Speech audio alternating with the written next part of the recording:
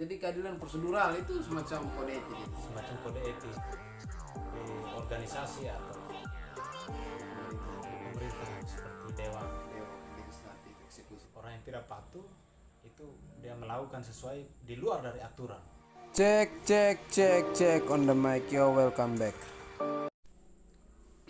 Oke, jadi baik, jumpa lagi dengan saya Luli Nilan official dan Jeremy Kuan Dokumenter. Jeremy Kuan Dokumenter. Hari ini kita mau diskusi sedikit terkait bagaimana konsep dasar keadilan, konsep bagaimana pemuda bisa mengerti tentang keadilan yang sebenarnya menurut versi Jeremias Beraya Kawan itu bagaimana.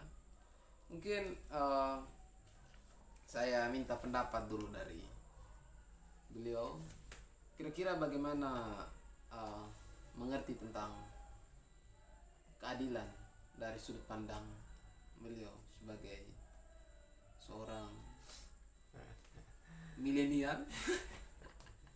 Oke, bagaimana Pak? Keadilan menurut Pak itu bagaimana? Ya baik. Keadilan menurut dua filsuf klasik yaitu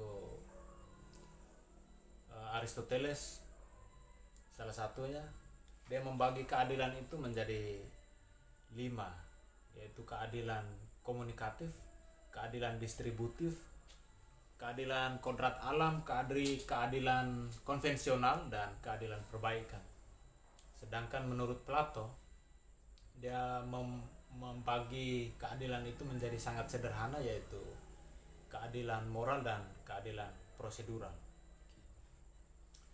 Jadi Itu konsep dasar keadilan apa? ya, konsep Menurut dasar keadilan Aristoteles dan Plato. Plato, filsuf klasik. Ya. Seorang yang cukup memberikan dasar-dasar keadilan dari sudut pandang mereka sebagai seorang filsuf. Ya. Oke. Jadi jauh kita menggali pemikiran Aristoteles ini. Keadilan komunikatif itu yang bagaimana itu Bang? Saya juga. Jadi keadilan Kurang komunikatif itu adalah keadilan yang tidak pernah melihat jasa-jasa yang telah dilakukan oleh seseorang. Jadi tanpa imbalan. Tanpa imbalan. Artinya dalam konteks komunikatif bukan hanya karena dia sering membantu saya atau karena dia baik dengan saya lalu saya memberikan dia lebih. Jadi keadilan tanpa melihat jasa-jasanya. Itu komunikatif. Konsep keadilan komunikatif. Ya. Jadi tanpa memikirkan soal jasa-jasanya begitu Ya. kan. Oke. Terus keadilan distributif Kalau keadilan distributif itu yang itu keadilan yang diberikan sesuai dengan jasanya. jadi Seperti ada timbal balik. orang yang bekerja, seorang kuli bangunan, dia bekerja dan jasanya itu harus dibayar. Itu Begitu. keadilan distributif. Distributif. Jadi ada semacam timbangan itu harus sama begitu. Ya, harus Konsepnya sesuai dengan upah. upah apa yang dia kerjakan. Konsepnya itu kayak UMR begitu ya. Ya, begitu. Seperti buruh yang dia bekerja dari pagi sampai malam, ya, dia harus mendapat upah sesuai dengan apa yang sudah ditetapkan. Konsepnya. Bukan berarti suka-suka.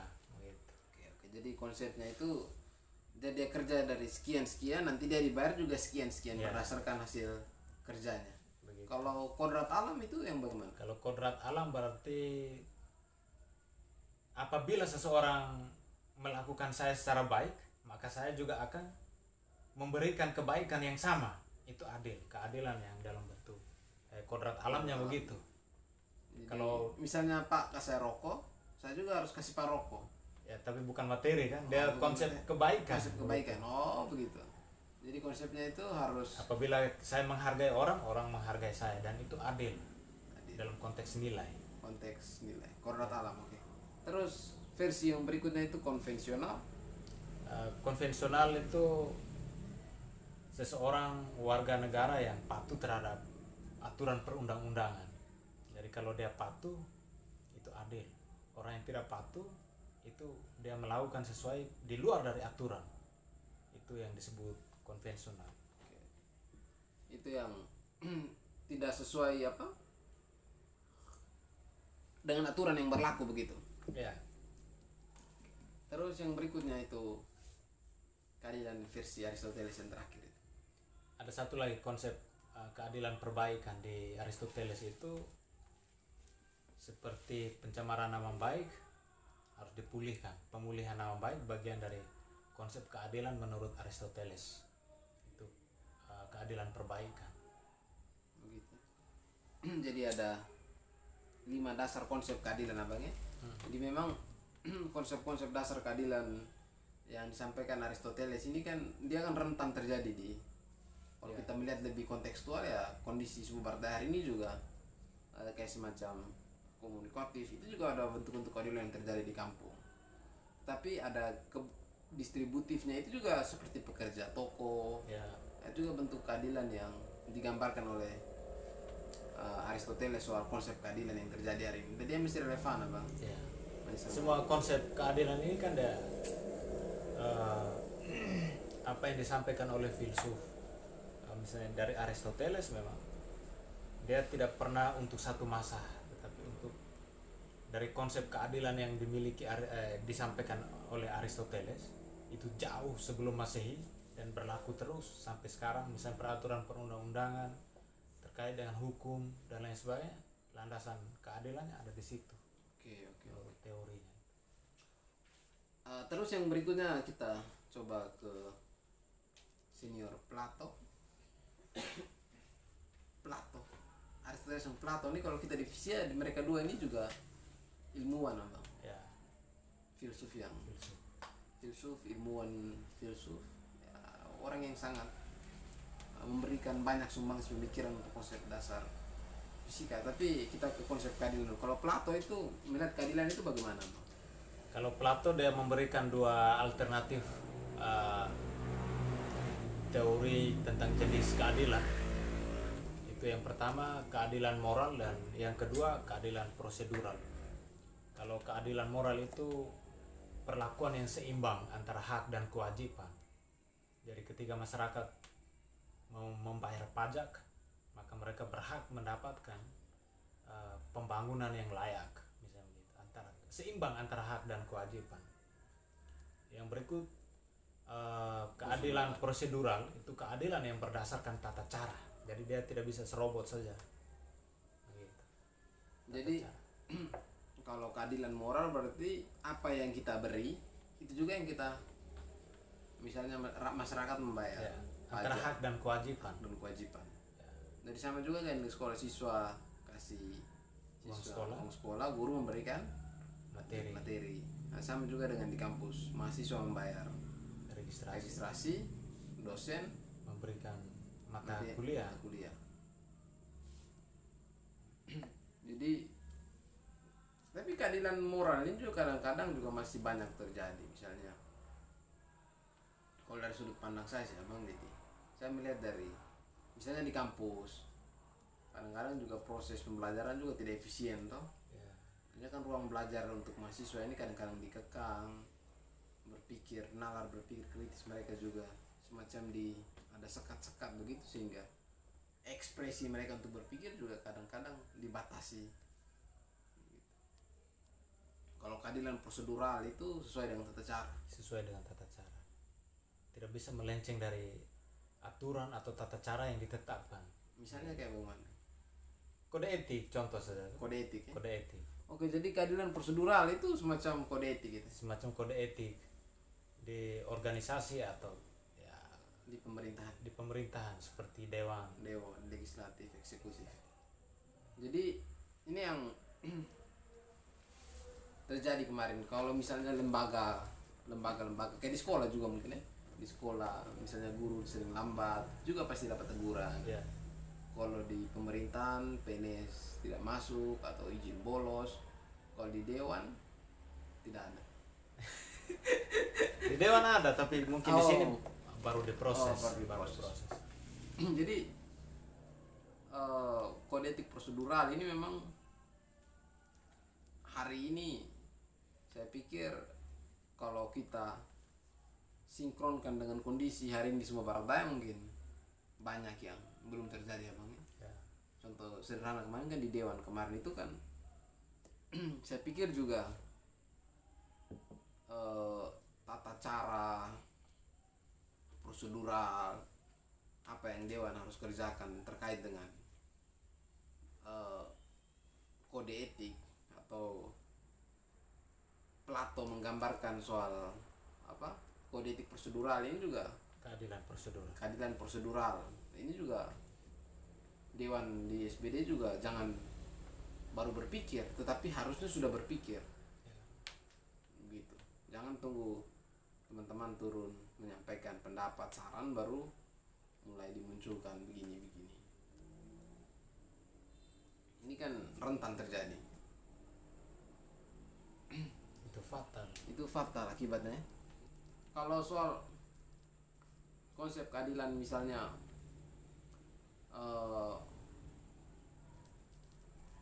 Aristoteles dengan Plato ini yang paling membedakan. Saya pikir kira-kira mutabak ada hal pembeda tidak? Kalau Aristoteles dia melihat lebih jenis-jenisnya itu dia melihat secara rinci berdasarkan norma moralitas yang ada di tengah masyarakat, sedangkan kalau Plato dia lebih melihat kepada keseimbangan hak dan kewajiban dan juga berdasarkan prosedural. Jadi dia lebih kaku pada normatif, dia lebih normatif begitu. Jadi oleh Aristoteles ada sedikit pembeda, dia lebih merincikan ya. Gitu. Kalau Plato lebih pada apa? Normatif, tata cara. Ya. Jadi itu gambaran singkat soal keadilan menurut dua filsuf besar, senior filsuf. Jadi yang pemikiran mereka masih relevan dengan kondisi kita hari ini dan terjadi hari ini bahwa banyak bentuk ketidakadilan yang harus disikapi bersama. Saya pikir pemuda hari ini juga berani berpikir bentuk-bentuk ketidakadilan itu. Contoh bentuk konkret ketidakadilan itu kan kalau abang melihat di Sumba Barat Daya bentuk ketidakadilan yang sejalan dengan pemikiran kita pertama lah Aristoteles. Itu bentuk yang paling sederhana ketidakadilan menurut pemikiran Aristoteles itu apa? Ya banyak lah kalau di Sumba Barat Daya khususnya generasi muda sekarang itu banyak sekali yang merasa bahwa semuanya sudah pas dalam kehidupan sehari-hari sehingga kadang mereka tidak pernah berpikir soal keadilan apa yang harus didapatkan. Mungkin juga kurang berpikir atau tidak mau berjuang atau karena prinsip ego bahwa saya di sini contoh mahasiswa ya saya datang kuliah bukan untuk berorganisasi atau hal-hal lain. Itu juga bagian dari ketidakadilan. Berpikir saya sudah tidak adil kan? Tidak berpikir juga sudah tidak adil itu. Ya. Ketidakadilan sebenarnya. Karena berpikir tentang dirinya sendiri tanpa berpikir tentang orang lain kan tidak seimbang. Begitu. Ego namanya itu. Ya, egois. Jadi adil itu juga harus berpikir tentang orang lain. Kalau berpikir untuk diri sendiri juga tidak adil. Tidak adil. Menurut jadi saya. Menurut abangnya jadi harus berpikir juga tentang orang lain, jangan berpikir tentang diri sendiri. Nah, kalau seandainya kita berpikir juga tentang orang lain itu baru seimbang. Artinya kan kalau 1 kilo kita berpikir tentang diri sendiri, 1 kilo juga harus berpikir tentang orang lain. Artinya supaya biar seimbang. Itu kalau matematisnya. Tapi kalau keadilan ini kan dia terlalu abstrak di kita. Dan cakupannya terlalu luas. luas. Sehingga kalau misalnya berbicara tentang mahasiswa ya dia hanya mengejar nilai yang dalam konteks A, B, C atau D atau dalam konteks angka 1, 2, 3 atau 4. Sedangkan nilai yang sebenarnya ada di tengah masyarakat yang harus diperjuangkan itu dilalaikan. Padahalnya Tridharma perguruan tinggi telah menyebutkan tentang bagaimana keilmuan dan pendidikan, tentang pengembangan penelitian, tentang tentang pengabdian masyarakat. Nah, di kampus ini kan orang lebih berpikir tentang keilmuan, lupa untuk dua aspek ini. ya, dan mengabaikan pengabdian terhadap masyarakat. Pengabdian dalam konteks ini bukan hanya sekedar turun KKN lalu kerja angkat-angkat sampah. Itu bukan konsep pengabdian pada masyarakat. Itu konsep dapat nilai kekayaan Itu itu harus menjadi salah satu refleksi bagi kampus, karena kampus yang era modern tidak seperti sebelum Masehi.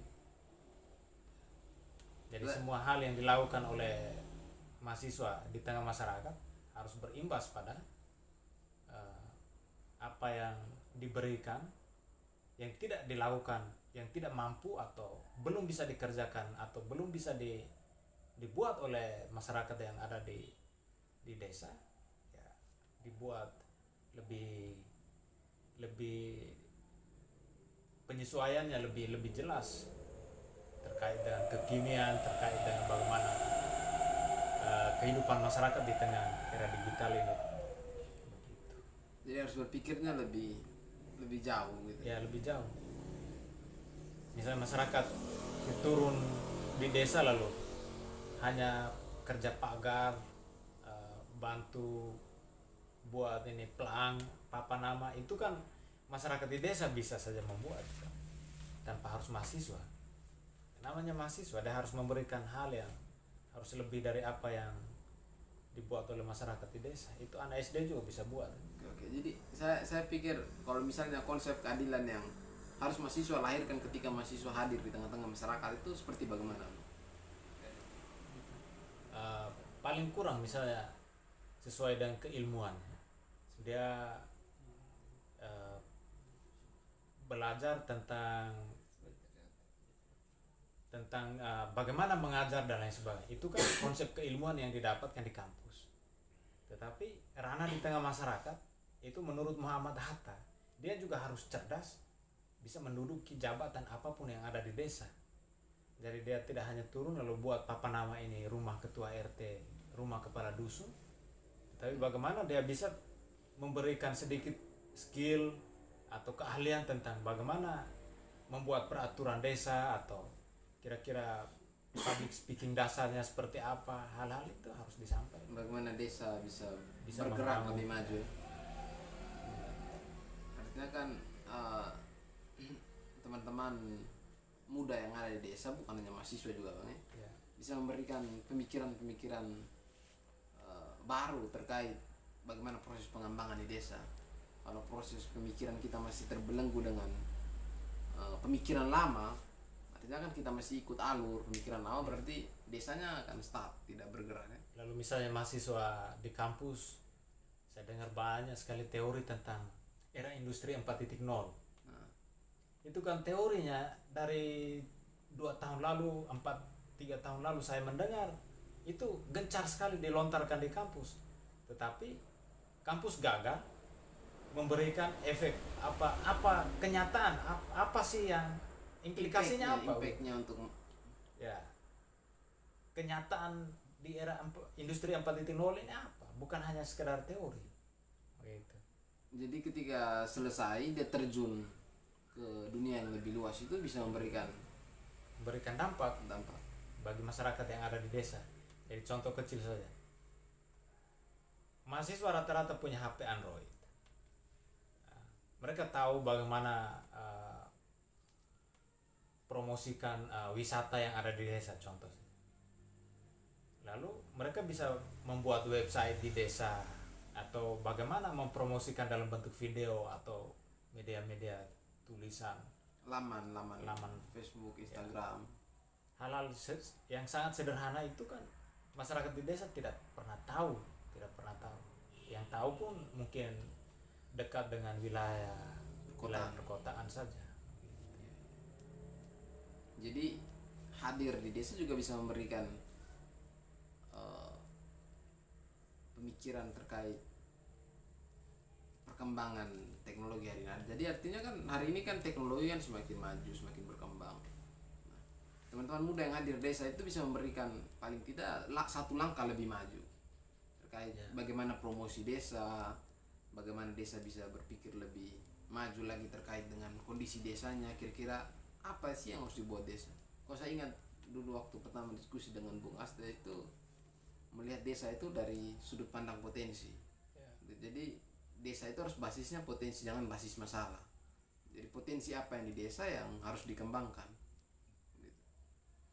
Pikir itu konsep keadilan yang jauh merambah sampai pada tingkatan generasi muda, ikatan di era generasi. milenial. Dan kita mau diskusi lanjut, cuman pas dulu mungkin di part-part yang berikutnya nanti kita diskusi lebih jauh lagi tentang bagaimana peran pemuda, peran generasi milenial terkait dengan kondisi hari ini. Saya pikir juga pemuda harus berani bergerak lebih jauh, lebih agresif lagi. Jangan bergeraknya 1-2 saja. Itu kan ecek-ecek. Ya, jadi generasi muda harus bisa merambah dunia digital karena perkembangan yang sangat cepat, seperti apa yang disampaikan Presiden Joko Widodo, bahwa harus diimbangi dengan mental. Konsep keadilan yang tadi kita bicarakan itu juga teorinya masuk, tetapi dia pertimbangkan berdasarkan nuraninya juga. Ada Ya, filter. ada filter di era digital ini. Jadi ketika perkembangan teknologi semakin maju, teman-teman muda juga harus bisa memberikan pikiran positif, bisa juga sebagai filter. Artinya kan jangan terlalu terjebak dalam kehidupan yang lebih hedon. Biasanya lebih main untuk senang-senang saja, tetapi untuk kepentingan yang lebih besar tidak berpikir sampai sejauh itu. Sekian dulu diskusi kita. Sampai jumpa di episode Sampai berikutnya. jumpa di episode Jangan lupa ikuti terus di channel Lulinilan Official. siang. Jangan lupa like juga channelnya Jeremy Kuan, subscribe, komen, share, bagikan. Bisa juga memberikan komentar-komentar terkait Diskusi berikutnya. diskusi kita tadi, supaya bisa menjadi bahan refleksi untuk diskusi kita berikutnya. Semoga diskusi kita berikutnya lebih ada Ada warna. baru, lebih greget lagi. Sekian dan terima Oke, kasih. ngopi bareng. Ngopi, jangan lupa ngopi.